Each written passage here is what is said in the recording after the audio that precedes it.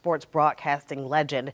Ed Daniels, he's being remembered not only as the ultimate professional, but an even better husband, father, mentor, and friend. He died after suffering a massive heart attack weeks ago in California. WDSU's Jonah Gilmore joins us live after speaking with several members of the sports community who call Daniels' death a tremendous loss. Jonah.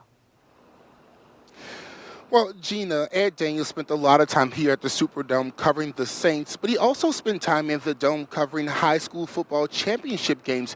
Everyone knows Ed loved prep sports, and people say it won't be the same not seeing him this football season.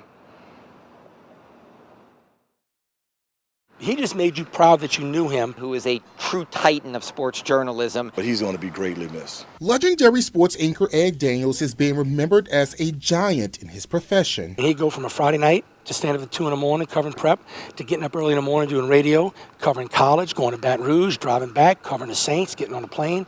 That was Ed. The Rummel High School and Loyola grad was a lover of all sports, but credited with putting prep football in the spotlight with his Friday Night Football show that's been on for more than 30 years. He treated prep the same way he treated the Saints and LSU in Tulane. And so, again, we all have our kind of little niches, but Ed was Mr. Prep, no doubt.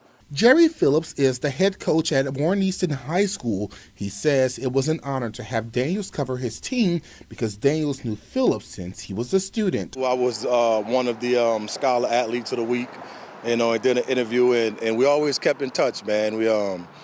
We took to each other. We had a really good relationship. Phillips looked forward to watching Daniels' show because he appreciated the feedback and could see how other teams performed. It's just not going to feel right without Mr. Daniels being a part of high school football going forward. As serious as Daniels was in his profession, friends say he had a lighthearted personality. But he was very self-deprecating with an amazing sense of humor.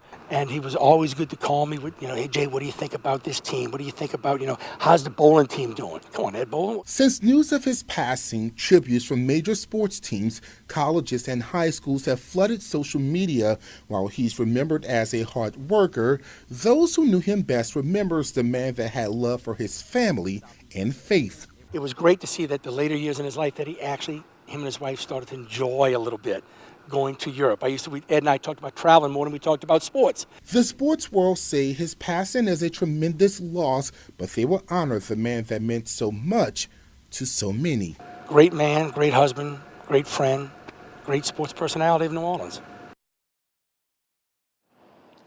Tonight, the city of New Orleans conveyed their condolences, saying Ed will be dearly missed.